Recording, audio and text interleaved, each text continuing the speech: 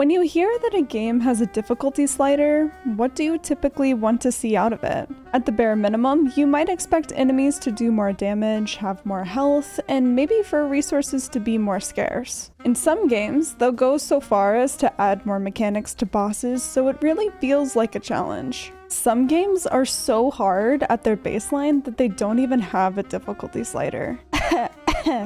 So, what about a game like Mouse PI for Hire that heavily focuses on story? Or one that wants to be more inclusive to the broader gaming audience despite skill level? Well, that's exactly what I wanted to find out. What makes me qualified for the noob position? Well, I did play a little Overwatch back in the golden years of 2016 on my brand new PS4. I even got my first PC to play it since I heard it was easier with mouse and keyboard. However, the game wouldn't open on my little old rig and I stopped trying shortly after. So I think it's safe to say that I am a noob in the realm of FPS, and Mouse PI was really my first dive into the boomer shooter genre. And because I want to do things at the highest difficulty to prove that being bad at games shouldn't stop anyone from playing them, I chose Super Sleuth. For Mouse PI for Hire, this mostly changes health, lessens the effectiveness of pickups, makes the enemies faster, and modifies the damage output. Since this is my first time and I have nothing to compare it to, this just became my way of life. For hardware, I chose to play on the controller. I realize now that may have been a mistake, since things like aiming on a joystick is generally agreed to be, well, flawed. I know from my Overwatch days that console players rely on built-in aim assist because moving the joystick side to side will never be as fast or as accurate as doing so with a mouse. However, at my level of noobness, I don't think this would have actually changed much. At best, my aim would go from abysmal to bad. Lastly, I was truly flying blind. Chat would very rarely try to help, and when they did, it was mostly to remind me about the sweeper function. The game was newly released when I played, so neither me nor chat really knew what was in store. And just a disclaimer as always, I will be sounding like I'm speaking negatively about certain aspects of the game. Keep in mind that I don't actually think that these things are bad, but that it was an extra challenge or non-challenge for me, and might also be for players of my skill level. There will be some gameplay spoilers for weapons, bosses, and levels, but no big story spoilers. And here's where I would talk about today's sponsor, but we both see that subscriber count. So instead, this is my reminder to you to like and subscribe. Thank you for watching. Even if one person watches the video, it was worth making. Now, back to Mouse PI shenanigans. Starting off, Mouse PI for Hire is a single-player shooter, which means it has to rely on story and gameplay loop to engage players instead of being repetitive or competitive. Since the game is set in a noir mystery, a linear level-based design makes the most sense so we can follow the clues in a logical way. While researching what makes a shooter specifically a boomer shooter, I got some confusing answers, but I think in the most general terms, it qualifies for these factors. 1. Retro style. 2. You have many more enemies on screen at a time and have to clear all of them before continuing. 3. Non-military style weapons that you carry all at once and can swap between freely. 4. No health regen. You have to find pickups on the map to heal and get more ammo. 5. No aiming down sights and more emphasis on movement. Your character is also more durable because of the moveset you acquire. To explain Mouse PI's premise very briefly to avoid spoilers, essentially, we play as Jack Pepper, the town's private investigator, who is hired to investigate a murder and a disappearance. After following each lead through different locations or levels, we either find more leads through clues or we blow the place up by accident. Just kidding, not really though. Each level will usually start with waves of goons or lower level mobs and work up to a big event or boss. There are usually puzzles involved, and Jack learns new movement abilities and gets new weapons through exploring each location. Eventually, an NPC named Tammy opens her newly renovated shop where you can get what she calls Bang, or ballistics augmentation and noteworthy gains, which gives upgrades to each of the guns you find. This gameplay loop is fairly straightforward and allows for a lot of creative storytelling through creating a level formula and then breaking that formula at every opportunity. To keep your tasks and objectives organized, there is a UI that tells you your objective and makes sure you don't miss any side quests. This especially came in handy since sometimes I would be super focused on clearing enemies and forget what I was supposed to do after that. I'm not going to talk about the story too much in this video since historians and other lore YouTubers can do a much better job than me, but I will say as a noob, it was pretty easy to follow, and these UI choices helped to keep me on track and in the loop. Since I also still get lost going in a straight line, I appreciated the inclusion of the sweeper, which shows you the direction of your next objective. There were only a couple times where it wasn't as helpful, but overall, it kept me on track when I remembered to use it. As a side note, I also think this game has a really engaging and interesting aesthetic that kept me wanting to play it. This might be me since I do have a degree in graphic design, but when games are visually appealing, I get less angry and I'm less likely to rage quit. The biggest draw for me that makes me want to play any game in the first place is 1. Is the main character a pretty woman? And 2. Does the game have a unique style? I would have never played a game like Grease on my own since I'm really not into platformers or single player games, but the art style was so beautiful I played it all in one sitting. Something about pretty colors and effects still gives me the happy chemicals regardless of what death I'm on.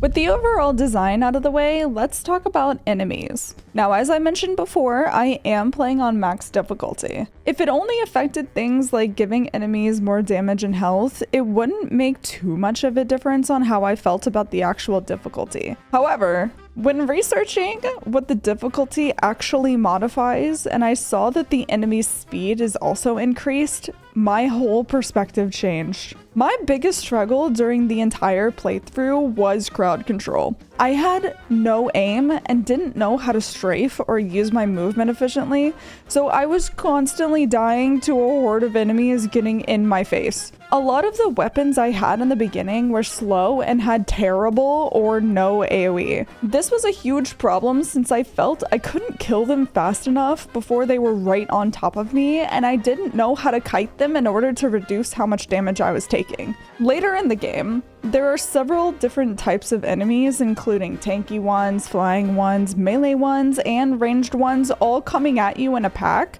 so it becomes really difficult to kill them in time. Think about it this way. If you have one wasp coming at you and all you have is a bottle of bug killer, it might be a bit of a challenge to spray the wasps since their flight pattern is random, but not that difficult to spray it down before the wasp gets to you. However, if you have the entire hive coming at you all at once, you may be hitting more of them, but hitting them for long enough that your spray actually kills them is lowered. We'll talk more about weapons in a minute, but this problem forced me to use artillery that either had great damage output or strong AoE and crowd control. I was a bit saddened by this since there are a bunch of cool weapons in the game, but I couldn't use them because I was first trying an FPS on max difficulty. I wish there was an inclusion of some kind of shooting range to test out new weapons. This would have encouraged me to try and understand some of them more instead of sticking to the tried and true since it was easier. There were a few weapons that I didn't understand, and it's frustrating to try to learn a new weapon against waves of enemies and constantly dying.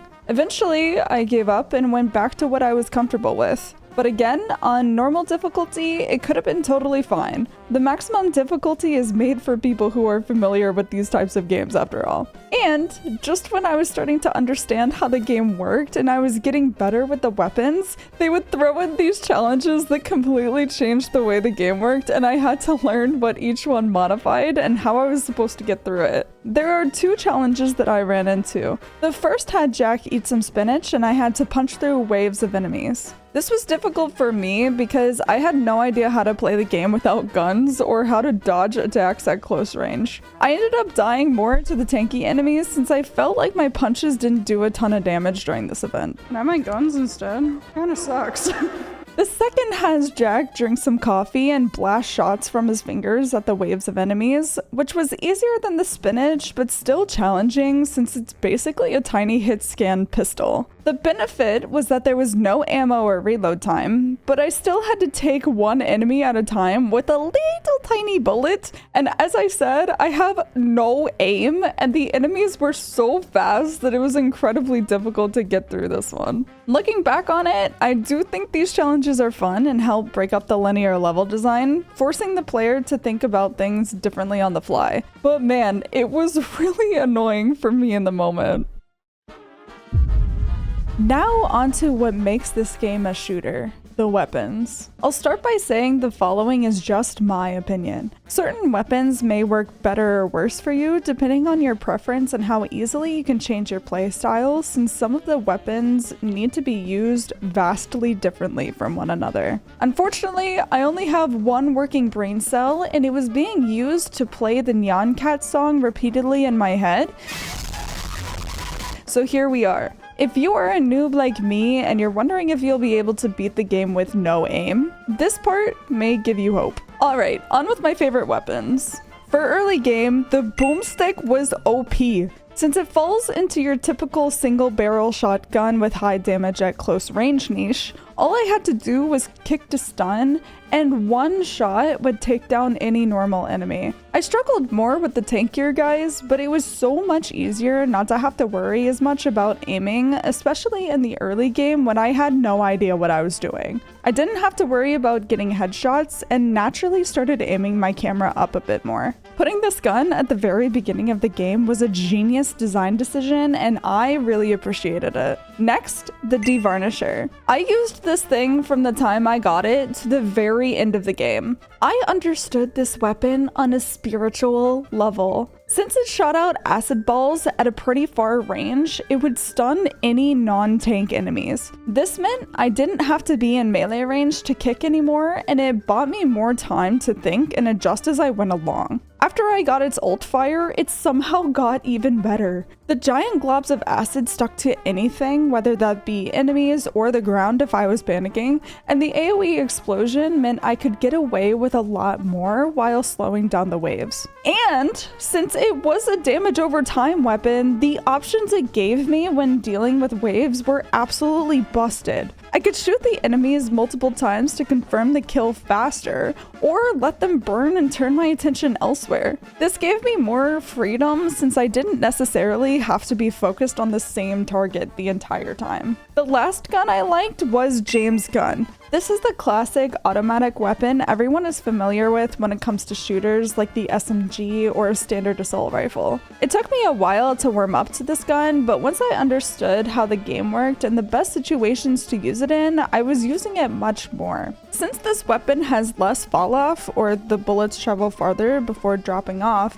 anytime I was dealing with enemies farther away or there weren't too many enemies at once, this gun was perfect. It fired so many bullets in such a short amount of time that I could spray and pray and mostly get away with it. It was especially good for most bosses since they're single target and you're gonna be shooting them a lot. Now onto the worst weapons. Okay, maybe not the worst, but I hated them. First, the loose cannon. I could never get any value out of this one since I always had enemies in my face, and if you shoot it too close, the explosion also damages you, so I would end up dying to my own attempts at using AoE to clear big hordes. Not only that, but it starts out with 3 cannonballs that you have to load individually, which makes the time to load, fire, and reload the weapon take so long I would be dead before I got 2 shots off. The only other one I truly hated was the Micer, but since it's your starting gun, I think it gets a pass. Since I was so bad and didn't really know how to play the game at the beginning, I got a bad first impression and never went back. Especially comparing it to the boomstick, the damage and reliability was all around subpar. Honorable mentions. I just think these ones are unique and wanted to yap about it. The Jarhead is so interesting and strays from the cookie cutter gun types you would think of when someone says FPS game. The little brain is so cute and the sound effects are super satisfying.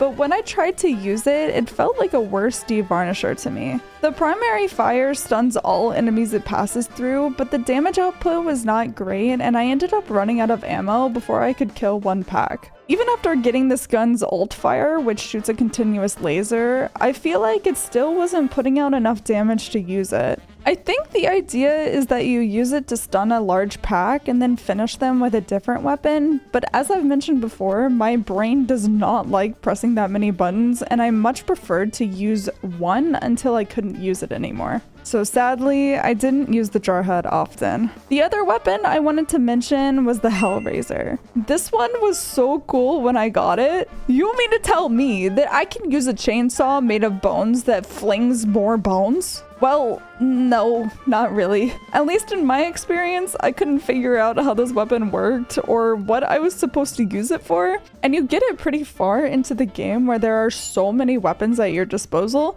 that unless you're willing and able to change your whole playstyle around this one, it's a bit confusing. I wanted to like it because it's super unique to include, but I was set in my ways at that point. And also, there's no bang upgrades for it. Which I guess makes sense because you find it in hell and it's not a gun, so how would Tammy know how to upgrade it? But still, it could have been a funny bit or something.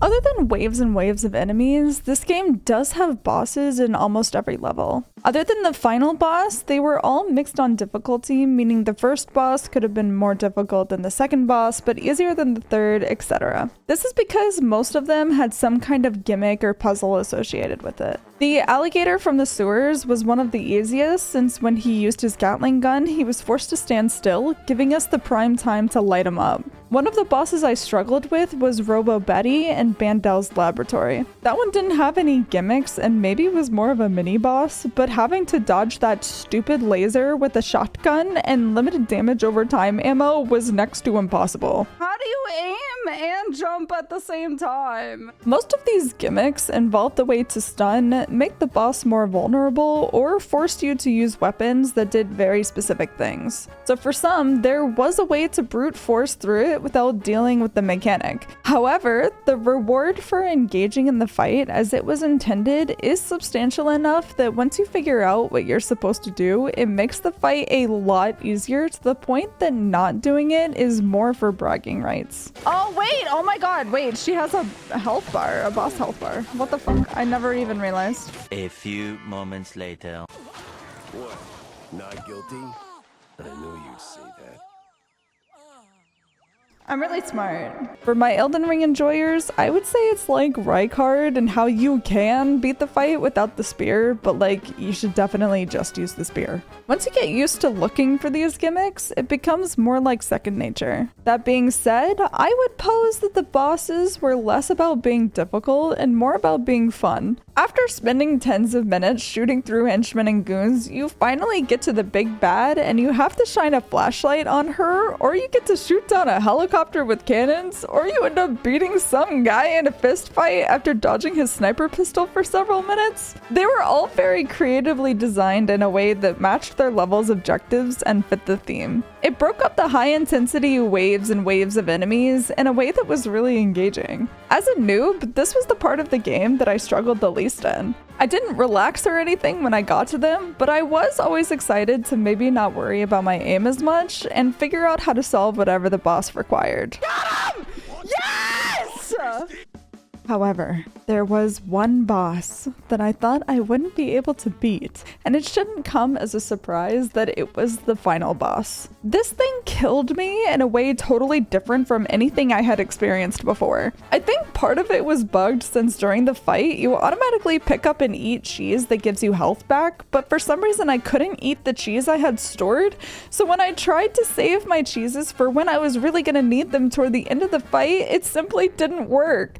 Do I not have 2 cheeses left and it won't let me eat it? All right, for sure. Yeah. for sure. No, I don't have 2 cheeses, I guess. And on top of that, there are so many enemies in such a small arena, and you have to switch from thinning them out and shooting the big bad, all while taking massive amounts of damage from other mechanics, and it was all very overwhelming. I genuinely thought for a while that I simply was too bad at the game to do this fight. But after hours of trial and error and coming up with the best strategy, the Devarnisher came through with its clutch sticky acid bomb ult fire where I didn't have to aim at all and just throw it somewhere in the general direction of this stupid mustache guy, wait for it to explode, and focus on eating the cheeses to regain health when I could. And eventually, I finally beat it. Thank God.